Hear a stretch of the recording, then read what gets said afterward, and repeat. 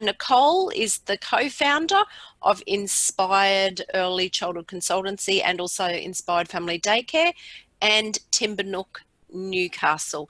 Nicole's an advocate for the child's right to play and an outspoken opponent of the push down of structured academics into early childhood. An avid photographer and writer, Nicole has developed many resources, and I'm sure she'll share some of those with us today. So this workshop, Read It Like You Mean It, is going to look at reading a book to a child. Sounds quite simple, yet many educators find themselves lacking the confidence to read stories in a way that engages children and maximises opportunities for conversation and connection. And Nicole's going to, I suppose, lead us through bringing a book to life and with enthusiasm, finding the rhythm and connection,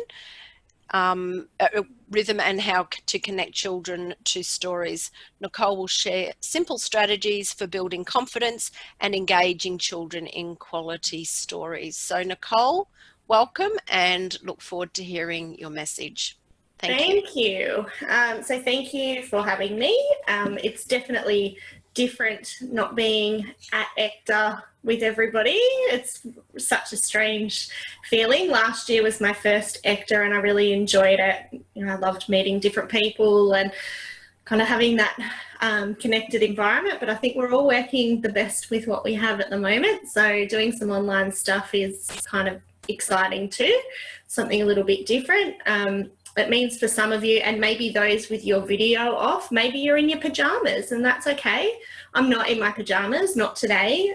We had a Zoom meeting recently for our family daycare team and I had ordinary clothes on, but I'd gotten that cold that I then went and got a big fluffy robe on as well because I was just so cold.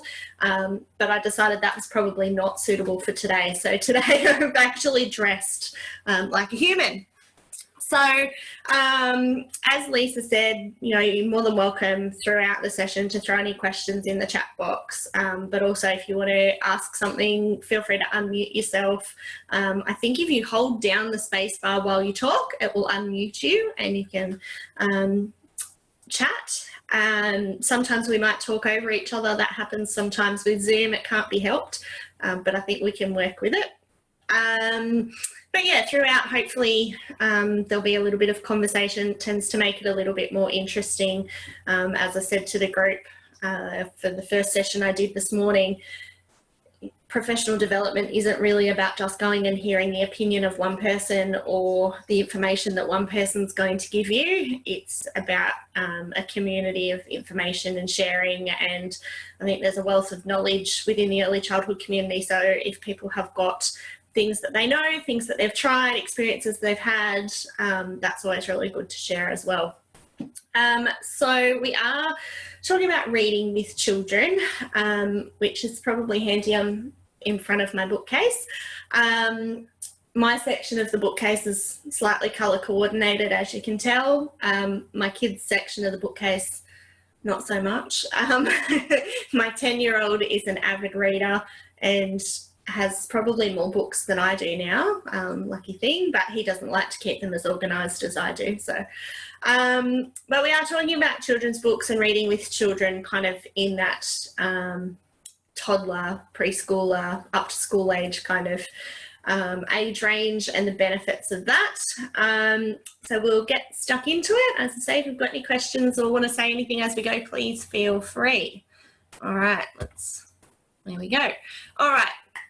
So we're just going to cover some really basic stuff, but within that there'll obviously be a lot more detail. So the importance of reading with children and some really practical strategies for improving your confidence reading with children. All right, so what are your challenges? The challenges that educators will face will be many and varied, but some of the key things that I've come across over the years have been confidence. Confidence is probably the biggest thing.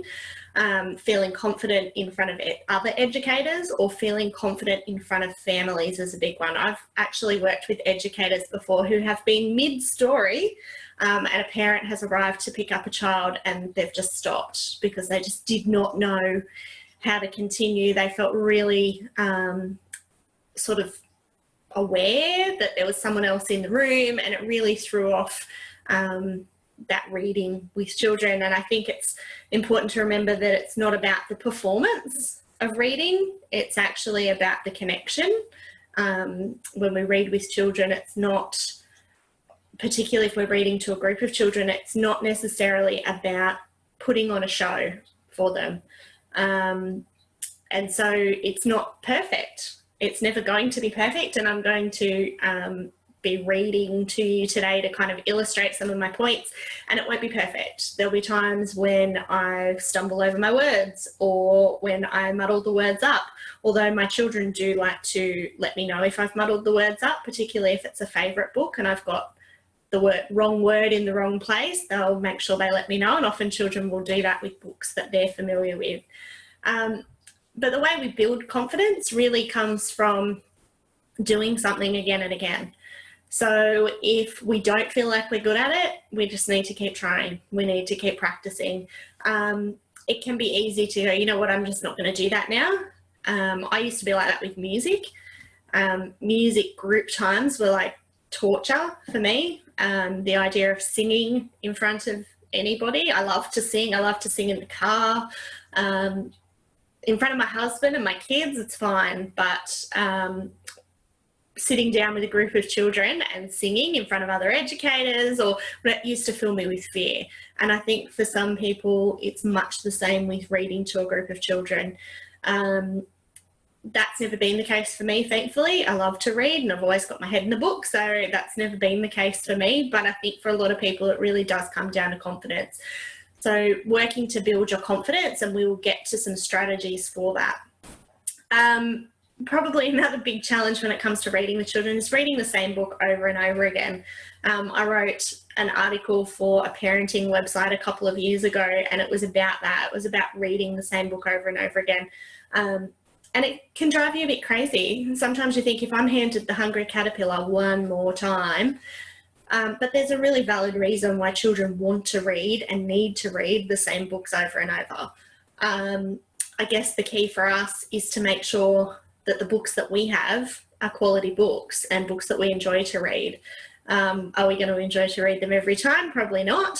But yeah, we need to make sure that they're books that we find engaging as adults. I know my children have sometimes had books where I've been in services where there's been books that, and they tend to be books that relate to like movies or TV shows. I tend to find they're probably the worst books for children. They tend to have very poor story, very poor rhythm, very poor flow. And so they're really difficult to read, and yet children want to read them again and again because they've got familiar characters. So it might be, you know, the Frozen book. We had that. I think I've managed to maneuver it out of our household, thankfully, but we had been given a copy of a book of the Frozen story, and obviously I've got two girls who are 5 and 7. This was probably 18 months ago, so they were right in the mix of Frozen, and they just wanted to read that book over and over again, and it was some of the worst writing I've ever read. And so reading it over and over again was exhausting. But it can also be boring for us. You know, if we're reading over and over again, it can be boring. But then it's our job to actually make it feel interesting. So, you know, that's kind of on us a little bit. And keeping children engaged is probably one of the other biggest challenges. And that can look like, and that's particularly with group times. We might sit down with a group of children to read them a story, and we've got, you know, Betty rolling across the floor, Billy sticking something in somebody's ear, somebody else is trying to do a puzzle, and it becomes really off-putting. It becomes difficult for us. It becomes a real challenge for us. It becomes a challenge for the children who are trying to listen to the story. And that's where we need to start really thinking about our purpose in reading with children.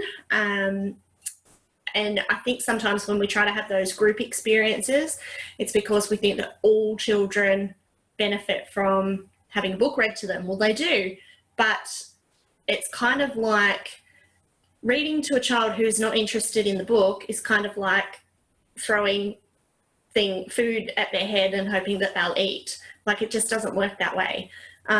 So we need to work with children in a way that is meaningful for them. So that might be more one-to-one reading, more small group reading, you know, just being in that space where children can come to you and read books with you, rather than, okay, now it's reading time, now we're going to sit down and have a story. We might still do that, but really thinking about the way that we do that so that it does engage children. There are some children that just do not want to sit and listen to a story in a group setting, but if you're one-on-one, they might love that. So it's finding what works for those children. Before we do move on, has anyone got any particular challenges other than those that we've put in there? Anything that you think, yes, I want to ask about that? No? Okay. So why is it important that we read to children? This is where I actually do want some discussion. If you've got something to share, why do you think it's important that we read to children? As I say, you can pop it in the chat box or you can unmute yourself with the space bar.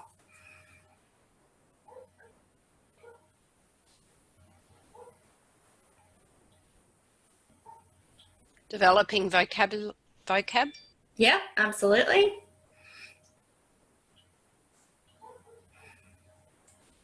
Anything else?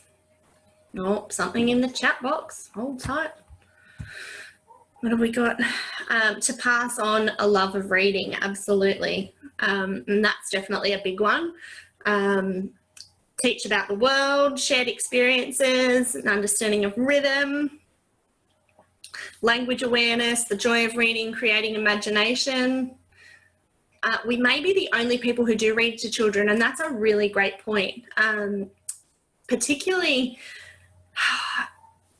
I think in the society that we live in now, where children generally are in households where, you know, often both parents are working, and, you know, for some children, they come into our care at 7:30 in the morning and they leave at 6 o'clock at night, and they go home and they have their dinner and they have a bath and they go to bed.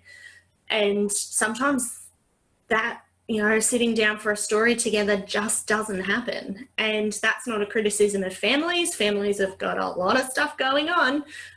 But yeah, we might be the people who have that time to actually sit down and engage with children with books. To help with English if it's the child's second language, yeah, that can definitely help. Especially for children, you know, children absorb so much. I'm watching my 5-year-old, she started kindergarten, which for Queenslanders I think is prep. It's the first official year of school. She started that this year, and I'm watching her learn to read, and just watching as they become familiar with that, it's so much easier. I actually helped out with literacy groups at the start of the year before we went into Corona lockdown. And it was interesting watching children who were quite obviously really comfortable with books already, and even just the general convention of books, you know, that we open them a certain way, that we read them, you know, a certain way, that we stop and, you know, there's pauses and whatever. There's children that seem to really get that, and then there's others that don't seem to have had that exposure or that experience. So it's really interesting to see how that happens. We've got also dramatic role play extensions, character voices, what happens next, developing imaginations, unpacking major life changes. That can definitely be a big one too.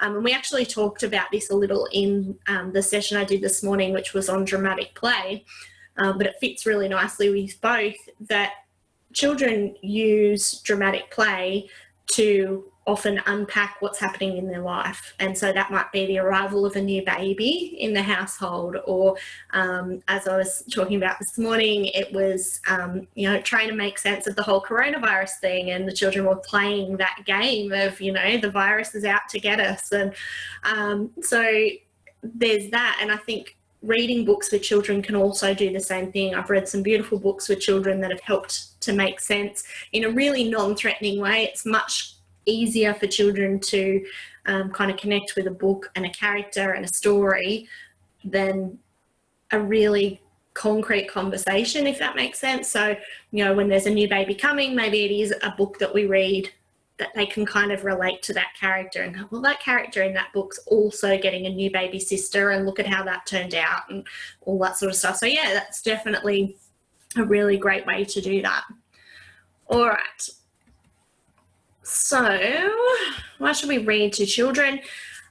So brain development, reading to children also stimulates them to read books themselves and further develop their cognitive skills. So it's a kind of double whammy there. They've got, they're reading books themselves, so it's developing that love of books and love of reading, but it's developing cognitive skills.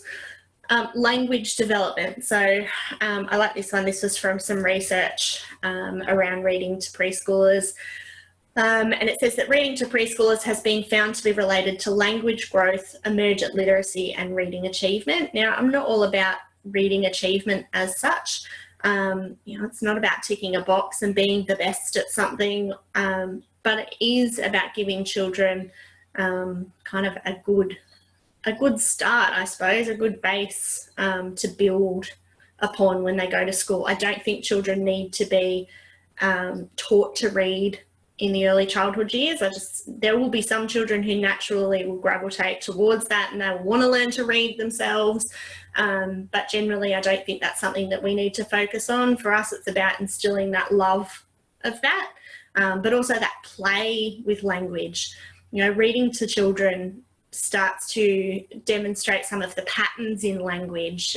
We start to teach things like rhyme and rhythm, but also playing with sounds and alliteration and onomatopoeia. And, you know, there's all these sorts of things that are happening when we read with children that they begin to pick up in other parts of their life, in conversation with other people.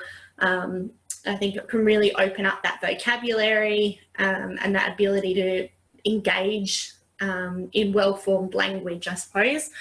And the love of books and reading is probably one of the biggest things for me. So I'm fortunate all of my children love to read, and I think a large part of that is that I love to read and have always read with them. Now, it's funny because my husband does not like to read. His extent of reading is, you know, reading an article about the football on his computer, or maybe reading Gumtree ads. That's about it. He does not enjoy to read. But recently he's been doing home readers with our 5-year-old, and she said to me one day, "Dad can read too, you know." And I said, "Yeah, Dad can read." And it struck me as really funny because I'm like, well, she just doesn't see him read. It was only that he'd sat down to do these with her that she sort of went, "Oh, yeah, Dad can read too." Whereas for me, I've always got at least one book happening, usually one non-fiction book and one fiction book happening. And I'm watching my 10-year-old very much develop those same patterns. And every time we leave the house, he leaves with a book. And it's usually one he's read before. He's more than happy to reread and reread. So it's usually a Harry Potter book. But now I'm starting to see my 7-year-old do the same thing. We left the other day to go somewhere and all three of them went and got a book to read in the car. So I think, you know, we start to nurture that real love of that.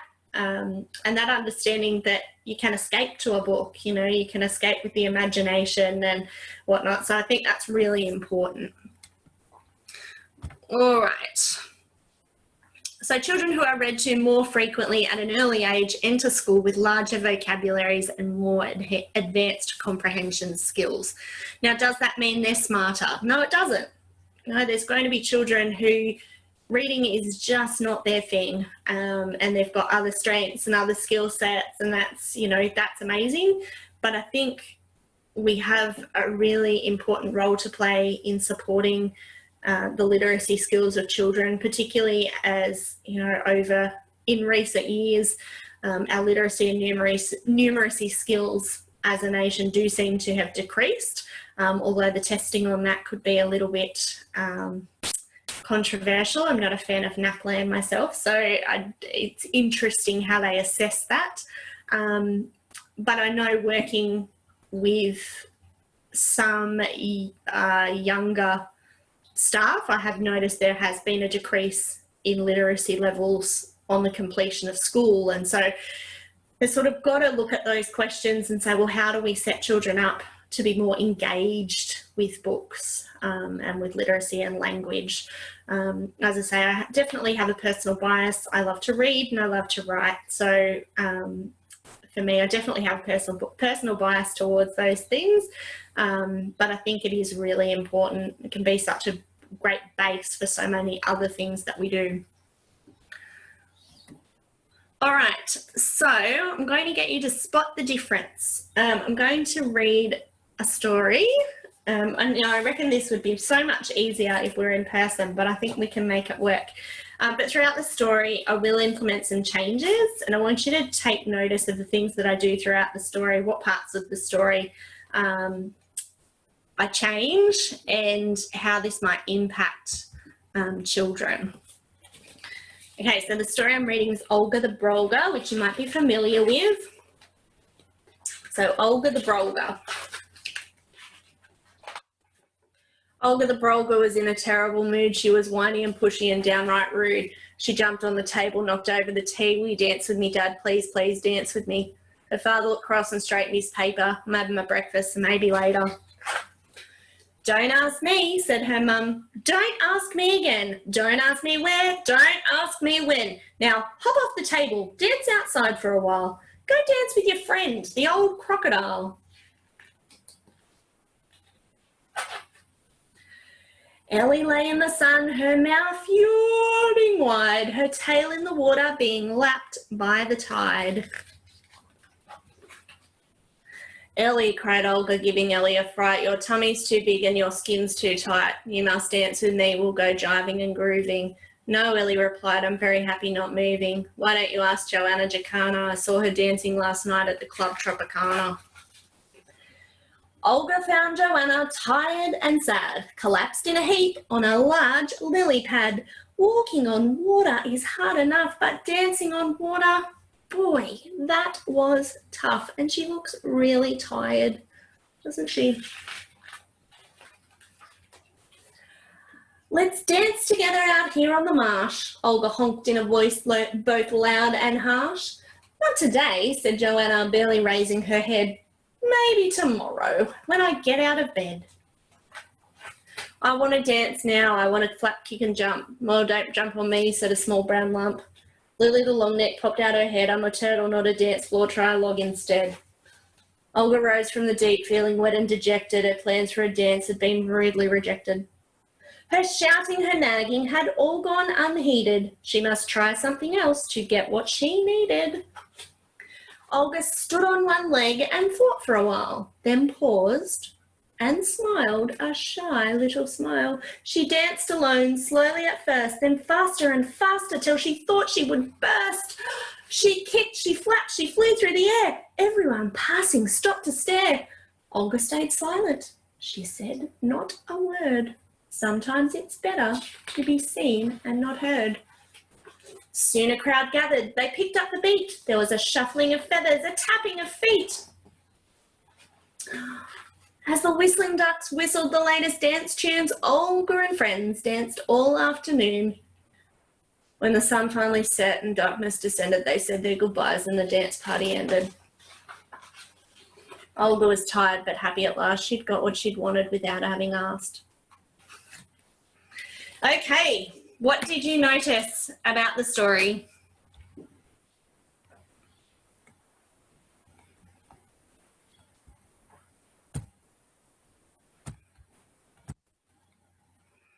The voice was monotonous in some parts and the pages turned quickly, but then the pace, intonation and pause was used to keep the story interesting. So yes, definitely the monotonous tone. And I have been in services when that's been the entire story, has been monotonous and just through the books, done, done, done. Anything else that you noticed? As for me, some parts of the story I engaged with more, and there were some pages I just went, oh yeah, just get through that part. And Yeah. yeah. Yeah.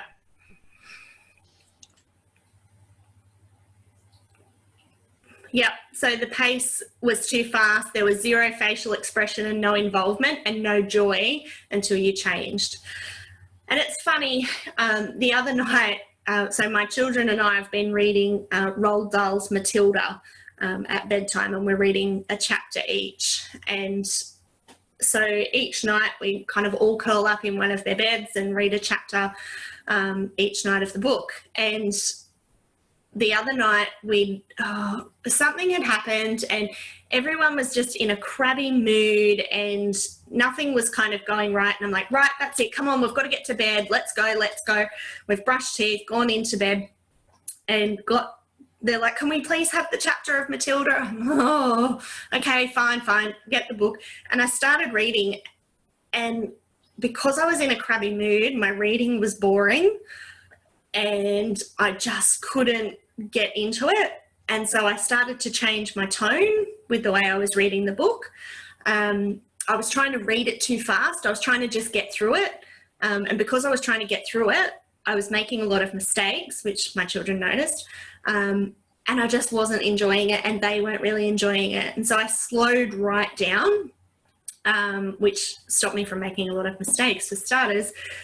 But it focused a lot more on the language and gave them the opportunity to focus on the language too. So I think it's really important that we sort of pay attention to the way we read stories. But as I went along, I also felt myself change and I started to become more engaged. Yeah, and someone's just put in the chat box, it was read too fast. There were no pauses. And I think that's a big thing too. We need to pause and let children absorb the story and absorb what's happening. Also to see the pictures. If we're reading a book with pictures, they really love to see those. And sometimes, depending on the flow of the story, we'll point things out in the pictures. We've got to be careful not to get too sidetracked. It can get hard to get back into the rhythm of the story, but we can pick our points where we might say to the children, like I did when she was laying down, oh, she looks really tired, doesn't she? She's laying down. So those sort of little things that draw their attention to linking the picture with the words as well. So yeah, it's important to really engage with the audience. All right, so some of the things that we're doing, I'm just moving my little box so I can see, to make a great story. So the things that we can do to make a great story for children. We need children who are interested and adults who are interested. So as I said before, when I was reading Matilda with my children and I wasn't really in the mood for it, it makes for really unengaging storytelling.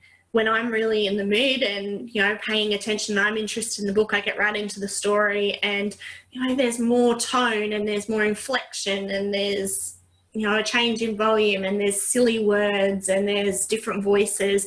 I'm not big on character voices. I don't do character voices overly well, but I try and at least change up the tone and that then can lead to, when we're familiar with the story, that can actually be a benefit. So that how I said we get those stories we read over and over again. When we have those stories that we read over and over again, that can actually help us because we know what to expect. And so we can change our tone and we can really master that story. But we also want children who are interested. So as I said before, when you're trying to read to children who aren't engaged in the story, they're not interested in that particular book, it can be really difficult, makes storytelling pretty tricky. We need to make time for a great story. So when I've got 2 minutes to spare before we're going outside and we're getting hats on or whatever, reading a book's not usually my go-to because I feel like we're going to be rushing it. We'll be rushing through it because we're just filling in a gap. So I'd rather do something like play a game or, just something else other than read a book. I think we need to have proper time to sit and read with children, and we need quality reading material, and we will talk about what that actually looks like as we go on. Thankfully, we have some really amazing children's literature out there, so we can definitely find plenty of quality stuff. All right, so I'm going to read another book. I think I've got two actually, and I want you to think about what makes these books engaging, what the actual technical things are that make these books engaging. So I've got two different ones, and they're engaging for different reasons, hopefully. So this one's Mr. McGee and the Big Bag of Bread.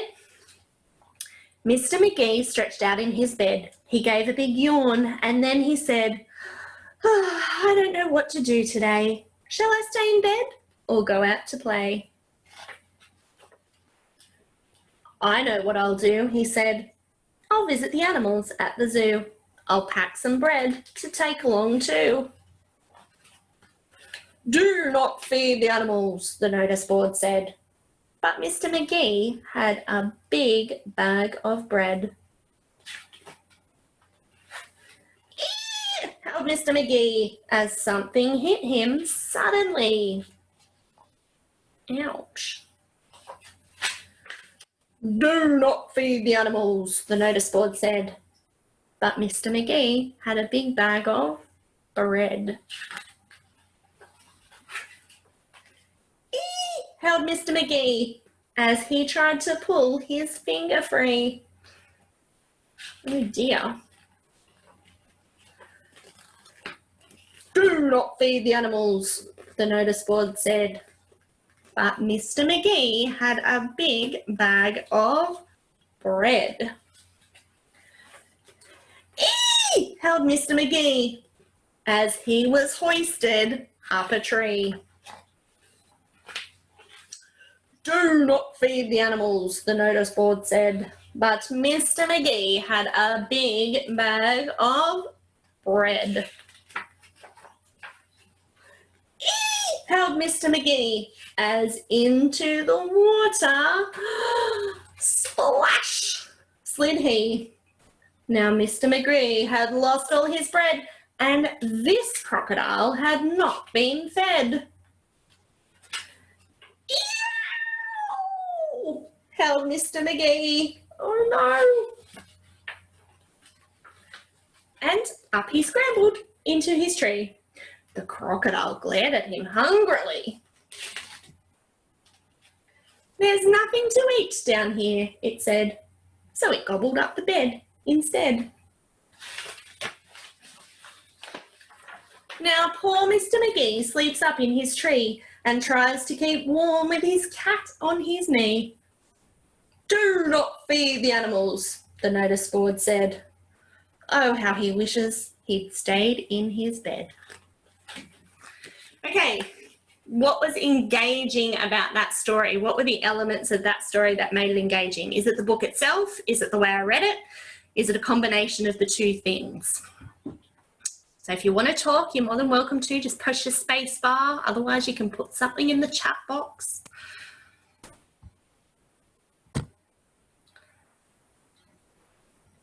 Very expressive whilst reading. Yes, I can't turn the facial expressions off even if I wanted to. It just doesn't happen. What else?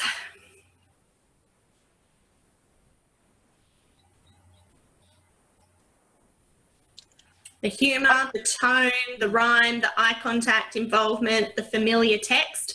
There's a lot of repetition there, so the text becomes quite familiar to children. And I don't think it wasn't that one. There was another one which is also a Pamela Allen book, which I've got here somewhere, Is Your Grandmother a Goanna? My son used to virtually read that by himself as a toddler because he'd become so familiar with the predicted text. You know, he got used to what that was going to say, and would kind of, you know, be able to read along with that. Repetition, change of tones for different parts, read with enthusiasm. Oh, I like that. A storyline starting in bed and ending in bed. So it sort of comes full circle, which is really interesting. Even the way you held the book, Nicole, you were actually, as the reader, holding the book in a more, engaging way rather than just, Yeah, and that's it. I think it's like, it's an exciting thing, you know, here it is, oh my gosh, it's exciting. And look, sometimes people think, you know, it can come across as a bit fake, and I'm not one of those people to talk down to children or to play to children, but I just think we need to show our enthusiasm and it catches on. The nonsense of the story. Yep, absolutely. I think, you know, silliness really resonates with children. You know, the fact that it's kind of a bit silly that the crocodile would, you know, eat the bed, but it resonates with children. And a lot of Pamela Allen's books do have that little bit of reality and that little bit of nonsense in them together. We've also got slow page turning, not speeding through. And I think that's important, you know, really giving children time to actually absorb the story, and see, you know, what's happening in the story. It's difficult to get the whole book in for Zoom. And usually when if I'd had, say, a group of children, I actually make sure that they can all see the book. And sometimes that means you actually have to maneuver the book into a few different places before you turn the page. So you kind of become familiar with that. And again, being familiar with the story helps them because you don't actually have to look at the words as often. You can kind of remember it. So that's helpful. But Pamela Allen's books tend to be some of my favourites for my own children and for working in early childhood. I think they're generally quite memorable for children. They're simple, and, you know, they've got that real simplicity and rhyme and repetition, which works really well for children. All right, so the next one I'm going to read, I'm not going to show you the pictures because I don't think you need to see them. I think it's one that you can actually have, and I guess this is why I wanted to choose this one as well, because it's a different sort of book and the reasons that I think it works are quite different. So it's probably familiar to a lot of people because it's a pretty popular one. There's a sea in my bedroom. David was frightened of the sea. It was a huge, wet monster that gobbled him up, knocked him over, turned him upside down. He didn't like the sea, not at all, not one bit. But he liked collecting shells. He had fan-shaped ones, some that looked like trumpets, and some that looked like curved animals' teeth. They were yellow and grey and pink and purple. Then one day he found a conch shell. It was shaped like a pear, brown on the outside and orange inside. That's a very special shell, said his father. If you put it against your ear, you can hear the sea inside. How could the big, scary sea get inside a small shell? Wondered David. But he pressed the shell against his ear and listened and listened. Then he heard the sea. It was soft and growly and friendly. David wasn't scared of this sea, not at all, not one bit. He took the shell to his bedroom and put it on the chair next to his bed. He felt sorry for the sea. It couldn't enjoy being trapped inside the shell. Perhaps he could let it out, just for a short while. It was such a friendly sea, all soft and growly. He stroked the shell and whispered, "Come out, sea, come out, I won't hurt you." He waited and waited. Nothing happened. Then he heard a swish, swishing noise, and the sea rushed out of the shell. It curled around his toes, foamed up his legs, and beat gently against the bed. David was getting wet, but he didn't mind. Not at all, not one bit. He flopped down in the water and kicked his legs and splashed. He rode in his toy box, floated on his back, and did somersaults. 1, 2, 3. All around him, his toys bobbed in the water, his red tugboat, his yellow wooden duck, and his blue striped seaplane. He scooped handfuls of foam. The bubbles disappeared quickly in his hand. He laughed and laughed and laughed. His mother and father heard him and called, "What are you doing, David? What are you up to?" David jumped into the waves, then came up for air and shouted, "Mum, Dad, there's a sea in my bedroom. I'm jumping in the waves. I'm getting all wet." "A sea in his bedroom?" said his father. "A sea in his bedroom?" said his mother. "What is he doing?" They opened the bedroom door and peeked in. There was David, swimming on the floor, with his toys all around him. But there was no sea at all. David sat up. He touched his trousers and shirt and his hair. He was dry. There was a sea, he said. There was. A soft, growly, friendly sea. It lives inside the shell. It's gone back now. His father smiled. It's not a real sea, he said. It's just a noise the shell makes when you put it against your ear. But David knew there had been a sea in his bedroom. There was even a small pile of sand underneath his chair. Look there, he said. Look there. I'm going to keep it always. I'm going to put the sand into a jar. Shall we go to the beach tomorrow? Asked his father. You can go swimming in the sea. Yes, said David. That would be fun. He would take his kickboard, his snorkel, and his bucket and spade. He wasn't frightened of the big sea anymore. Not at all. Not one bit. Okay, what was engaging about that story?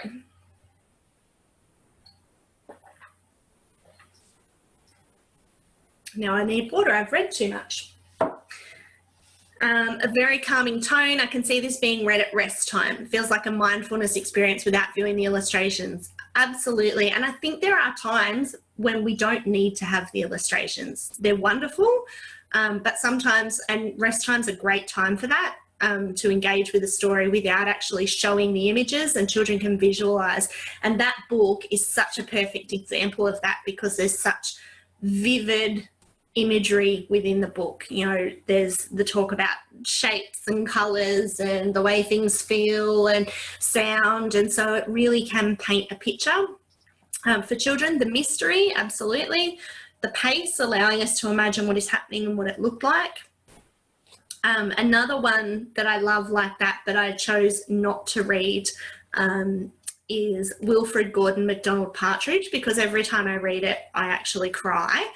So I chose not to read that one for this, but it's another similar one. It's got that that pace and that tone and that really vivid imagery that I think is really important for children when they're developing that imagination for themselves, and being able to connect the language to what might actually be happening. I think one of the good things about this book too, it's really unpacking that fear that some children have of the water, in a really safe kind of way as well. There's also that familiar, not at all, not one bit, and that gets repeated a couple of times throughout the book, which I think is kind of like an anchor point throughout the book, and then it finishes up the book. And there's some other stories that do that really well. The Harry McClary books, for example, tend to do that really well. They have those really key phrases that they go back to again and again, which seem to really resonate with children. And they make them very engaging to tell as stories as well. So I think it's really a combination of the way that we tell a story, but also the content of the book. So I could probably attempt to make a really lousy book engaging, and do not so bad a job of it.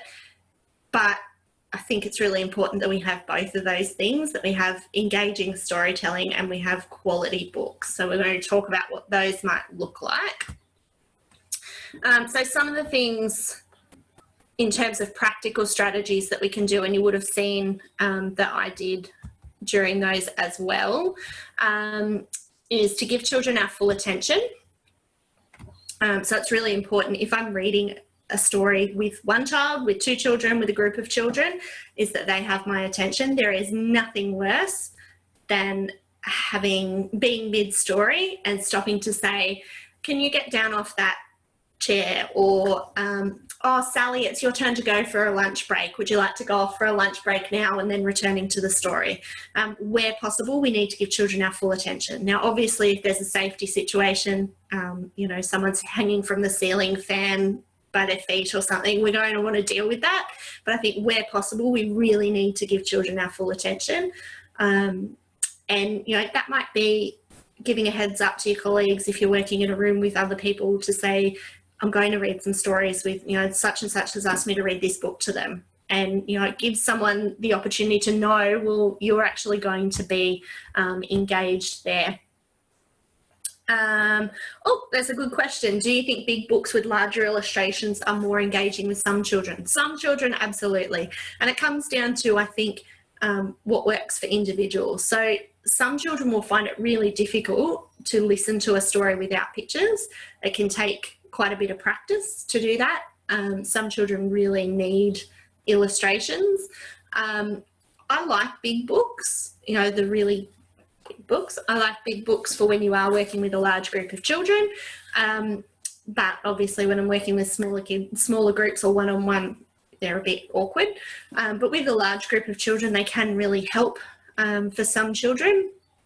I think too, there's also that beginning to make connections between the words on the page and what's happening in the picture. Can help to make sense of those words as well. And they start to actually pick up some key words as they relate them to the image. So yeah, I think for some children it can definitely engage them more.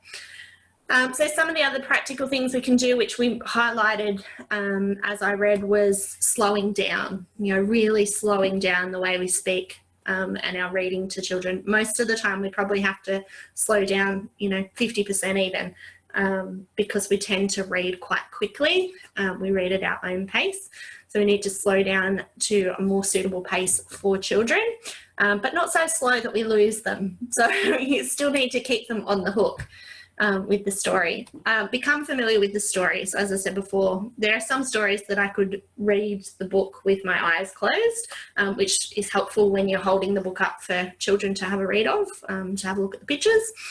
So, you know, I think when you've got really good quality stories, you become familiar with the story. There's nothing worse for me than reading a story for the first time and reading, like saying a line that was, there was one in one of those books, it might have been in this, there is a scene in their bedroom where he whispered something, where is it? Oh, he stroked the shell and whispered, "Come out, see, come out, I won't hurt you."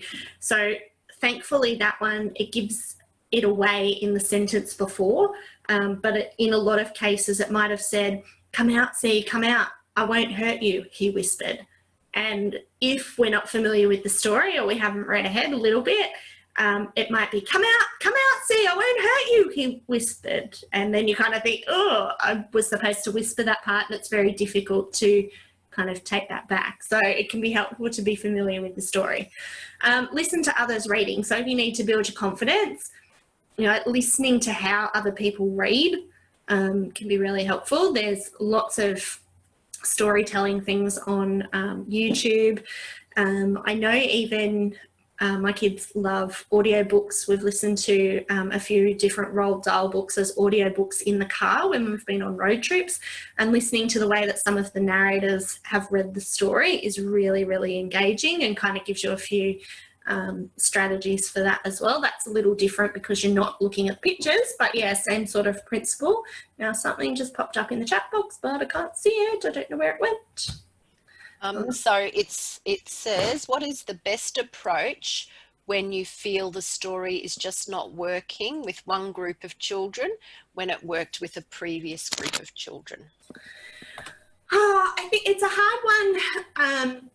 It's a matter of what you think is not working too. If it's that the children are rolling around on the floor and just not paying attention, sometimes I'll just say, oh, maybe we'll finish this book another time. Or, I mean, for me, I'm not a huge fan of group times. I used to do them very early on. I've kind of moved away from that kind of after a few years in practice, because I realised that unless children wanted to be involved, sitting them all down to do the same story or the same music group time or whatever was kind of frustrating for them. It was frustrating for me. It was frustrating for the children who didn't want to be involved. So I'd kind of pull the pin. I think it's, you know, changing up the approach. If you're already halfway through the book and you think, I just want to get through the end of the book, you still need to kind of make it as engaging as possible. And sometimes that might be that, you know, maybe you close the book, maybe you've had it open and you close it and you go, oh my gosh, wait till you see what's going to happen next. And, you know, like that sense of you're going to miss something. And so they start to come back and go, oh, hang on, what is going to happen next? Maybe it's nothing super exciting. It's just the story continuing, but it's a way of drawing children in. Changing your tone and your volume can really help too. So sometimes we think that we need to then just get louder. He took the shell to his bedroom because they're all getting loud or they're, you know, getting restless. Sometimes we need to get really quiet. And then they go, what? What is that? I'm missing something. So it's just changing up your strategy, I think. and, you know, cutting your losses if it's really a bust. Sometimes we hang on to it because we think we need to do the group time, and it's just not worth it. You know, we need to maybe cut our losses, and then those children that we identified who actually were really engaged in it and wanted to listen to it, we can say to them, do you guys want to read this story in a little bit, you know, maybe after lunch or something? I'll sit and read it with just you because I could tell you were really interested in the story. So, you know, kind of targeting those children who you saw were really engaged, I guess. Did something else just pop up then too? I lost it. Maybe. Sorry, I had to unmute myself. That's all right. I was having my own conversation. Best audio books on Spotify that you could recommend. Would also like recommendations for quality interactive books like the Mo Willems series, Don't Let the Pigeon Drive the Bus. So the first part of that is best audio books on Spotify. Well, I haven't done any on Spotify. I'm like only a recent convert to Spotify, and I've like got it for music, but that's been it so far. But in terms, it depends on the age of the children. Like, I'm a huge fan of any Roald Dahl book for slightly older children. As I say, my children are 5, 7 and 10, and they will all engage in Roald Dahl stories. So anything like that, anything where there is silliness, I find in an audio book, particularly if it's something that you're going to listen to maybe on a long car trip or something like that, there needs to be a bit of silliness just to keep them engaged. Otherwise, I find that they really struggle with that. For younger children, I find it difficult with younger children because they're quite concrete. So listening to an audiobook doesn't always work with younger children. Having said that, reading, you know, as I read that book to them or to you before, and that might have been a great tactic for visualization, for, you know, rest or whatever. So I, you know, might do something like that. So I'd kind of look for ones that are like that, more kind of calming, mindful sort of things. But other than that, I generally wouldn't use them. And I generally am not a fan. I've actually been in some services sometimes when they've put a story on the iPad for, you know, all the children to sit and watch the iPad and watch someone reading a story on the iPad. And I'm not a huge fan of that. And for several reasons, obviously the screen time issue is a concern for me. I think our children generally have plenty of, today's children generally have plenty of screen time in the wider community and their time at home, and they probably don't need screen time with us. I think we've got real human beings who can offer so much more and respond in such a different way that I think that's probably more important. I don't know if I've read the Don't Let the Pigeon Drive the Bus one, so I'm going to have a look at it. I feel like I've seen it, but I don't think I've actually read it. So leave that one with me and I'll have a look and I will get back to you. If you want to, I'm going to put my email address at the end. So if you want to send me an email about that, please do. And also any books that could help with unpacking tolerance. So it depends. I will love the Don't Let the Pigeon Drive the Bus book. Excellent. I'm on it. It depends what areas of tolerance you mean. So some really good books, which I don't think I have here, I think they're all in my office, are by Candy Lawrence. We have them on our Inspired EC website. And she's written a series of books, and there's another one coming.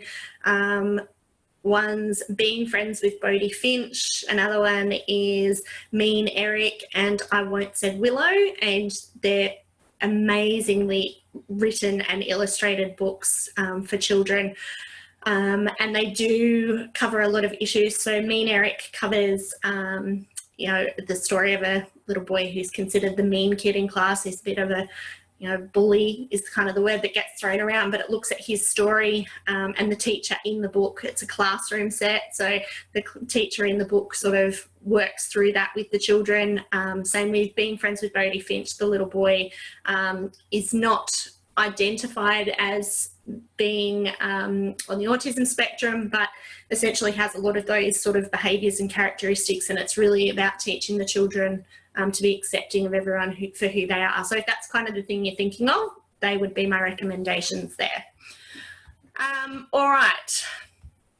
So I'm just mindful of the time that we've got. So finding quality reading material, what to look for and where to find it. I think we're really, really fortunate in Australia to have access to amazing quality children's books. I think it's about, you cannot purchase a book without having read a book. You really need to read it first, or to be extremely familiar with the author and the way in which they write. So I would purchase pretty much any Pamela Allen book without having read it, because I just know her quality of writing and the type of language that she uses, and I know that that would be a book that works for me.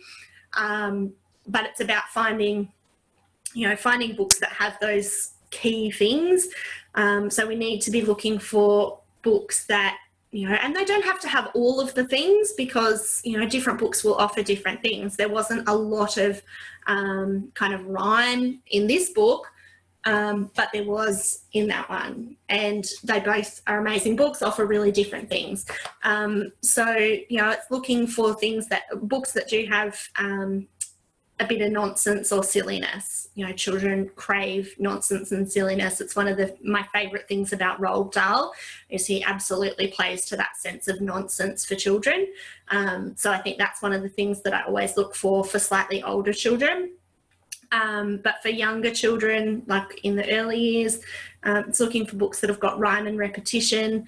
I'm not a huge fan when it comes to, say, infants and toddlers, of board books that are just identifying things, a ball on one page and whatever on another. I would still use and always have read books like these to my children, even as infants. But sometimes we might shorten the way we read it. So we might read less words, and we might look just at the pictures and talk about the pictures, and we might talk about the fact that there's a bird, and the bird bit his finger, and actually use it more as a conversational thing rather than trying to read the whole story and have them absorb the whole story. So where to find books? Any good bookshop, really. Try and support your local bookshop if you can. It's always nice to go to a proper bookstore. I'm such a fan of a proper bookstore. I try and discourage, Amazon and stuff. It can be cheaper sometimes, but you just don't get that nice book feeling that I love about books. So if you can go in and actually pick it up and have a look through a book, and see what it's like. It's also too looking at the quality of the book. So sometimes we get books in our services that tend to just get ripped and wrecked. Knowing your children, so sometimes toddlers are better off with some hardcover books. They tend to last a little bit better. So finding some hardcover books for our toddlers, and you can get hardcover books, like hardcover versions of a lot of the different stories as well. So yeah, just identifying those, and does anyone have a suggestion for their favourite book and why it might work? Favourite book to read with children, maybe?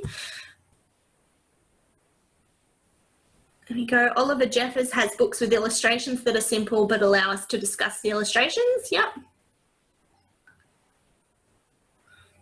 If anyone wants to pop their favourite books in the chat box, you're more than welcome to do that. And I'll just... love Mem Fox and Alison Lester. Yes, I think I have like the bookshelf behind me is full of Pamela Allen and Mem Fox books, almost everyone, and Margaret Wilde. Got plenty of those ones there as well. My Two Blankets, which is by Irene Cobold.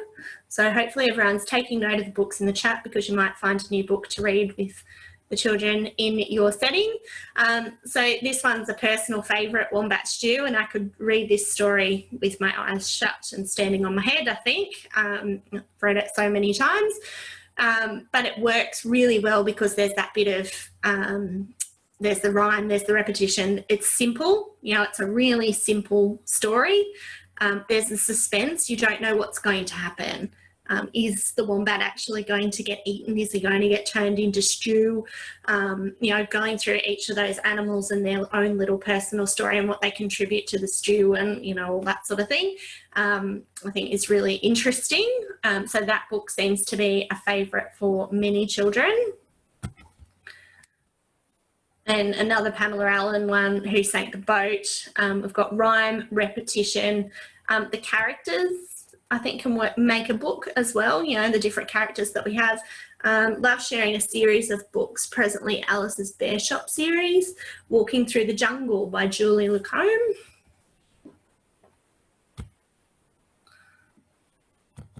And the rhythm definitely works in this one as well, but also the problem solving, I think, is a really interesting part of this one as well, you know, and children begin to sort of see that there's a problem emerging and how that's going to kind of resolve. Room on the Broom, another good one.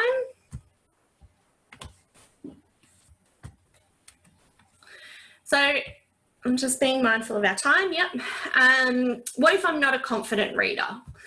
So there will be those among us who are not confident readers, and there can be a number of reasons. So maybe that it's that English is an additional language. So I've worked with a lot of educators in different services where their first language is another language. And so reading a book, you know, picking up an English book and just having to read that can be a challenge. But I think it's about, you know, trying to work through that. You know, children can't read either. So they're learning and you're learning, and we're learning together, and you'll grow in that confidence as well. So, you know, but also reading books in different languages. You know, if you speak a different language, sharing books in a different language with children, you know, and engaging with children in that and sharing that it is a different language. This is the language, it's my, you know, my first language, and, you know, that provides a different opportunity but can help you build confidence as well. Oh, some great suggestions coming through. The Invisible String, Where Rainbows Live, and Are You Scared, Darth Vader? Ooh, that one's got my attention. There may be some learning difficulties. So I've worked with educators in the past who have had dyslexia or who have not had very high literacy skills, and that can be a challenge for those educators as well. And so I suggest to them finding one book that they feel really confident in the story, and that may be that they've become, you know, kind of really familiar with the story and they've memorized that story. You know, find that one book that you're really confident to read with children, or to look through the pictures and talk about the pictures, and, you know, just to build that connection with books. Don't avoid it altogether if you can, because, yeah, it's important that we sort of set that example for children. There was actually a research paper that I was reading, and they were saying in the research there was a child who developed a really strong love of learning. Her mother was dyslexic and found it very difficult to read to her, but persisted anyway. And the child developed a really, really strong connection to books as a result of that. And I thought that was a really nice story. Experience, maybe it's just not your thing. You haven't had a lot of experience, and so you're not confident. So it's really about building that, you know, observing other educators reading. You might observe your colleagues and go, okay, how do they do it, and how do they seem to feel confident? What things do they do? And so, like the things we've done today, identifying those things that actually make a story more engaging and make you feel more confident. For me, it's about thinking about my purpose in reading with children. And as I said before, it's not about putting on a show for children, it's about engaging with the content. And yeah, I think that can look different. Not everyone's going to be a brilliant reader, and that's okay. It's just about being comfortable with the books that we're reading with children. Okay, so there's a question in there about, what do you feel about picture walks? I need more context on a picture walk. Can you give me a little more information, please, Melissa, about what you mean by a picture walk? And then I can come back to that.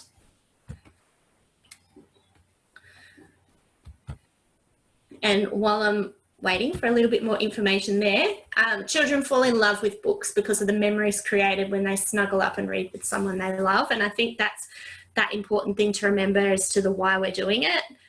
You know, it's not about, you know, while we want to have good quality books and we want to, you know, think about the way that we read them and all of those sorts of things, it's also just about the connection. It's about that time spent with someone and the memories created. Okay, so picture walks, looking through the story and talking about the pictures and getting children to talk or predict what is happening. So I'm hesitant. It's a time and place thing for me. It would depend on the story, because we can get really, really sidetracked with that, but it just depends on your purpose.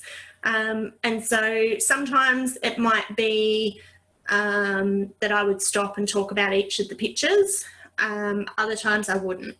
Sometimes, depending on the age of the children, we would talk about just the pictures and we wouldn't read any words, and we'd say, what do you think is going to happen next? You know, I think asking those questions is great, and it encourages children to think about the flow of a story, but we just need to be mindful to not stop the flow of the story. So if I stopped,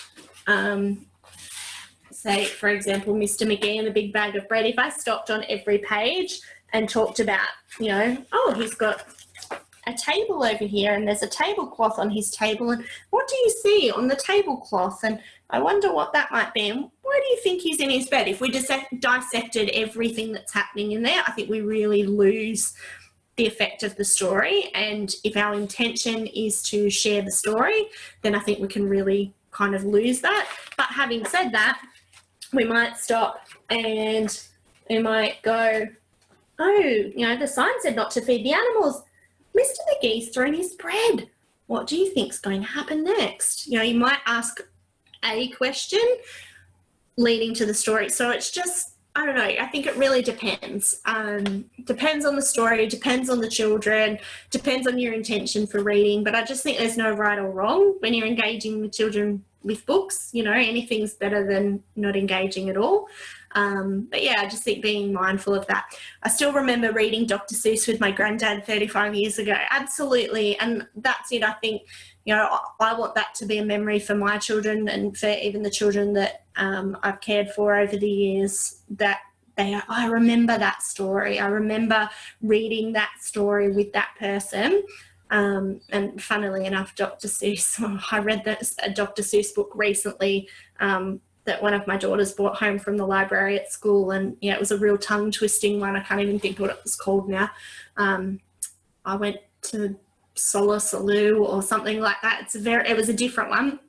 But yeah, I think it is. It's creating those memories and that real love of books that hopefully will sort of carry on with children as they get older. I think the pandemic and the resulting lockdown, I think, re-engaged a bit of a love with books for a lot of people who maybe hadn't been reading them for a while. And I think people see that, you know, there's some real value in that, you know, for whatever reason, whether you read fiction or you read non-fiction. Maybe you read fiction because it's informational, maybe you read non-fiction because it's escapism, whatever it is. I think there's so much to be gained from that.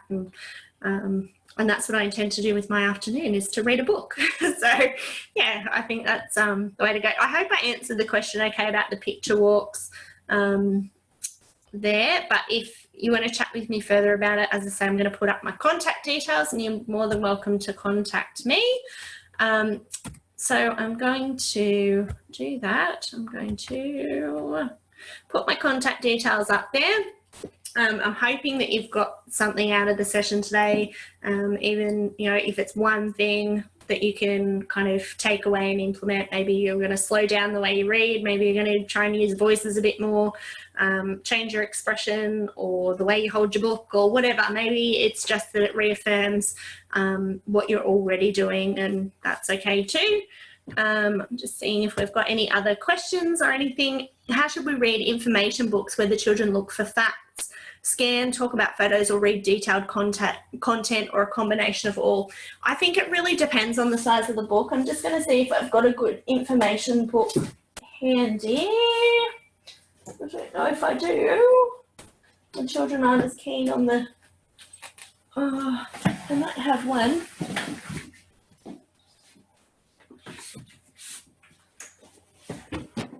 Sorry, I'm back. So, you know, my son's got this one, which is stuff you should know. I'm not going to read it all. Definitely not going to read it all. I would be, you know, it depends on what, if we're interested in a particular thing, then we might go to that. So this one's got all sorts of stuff in it. This one's about washing machine, this page. And so we might talk about some of the key things, you know, that we might read the first bit and then we might just point some things out. Depends on the age of the children.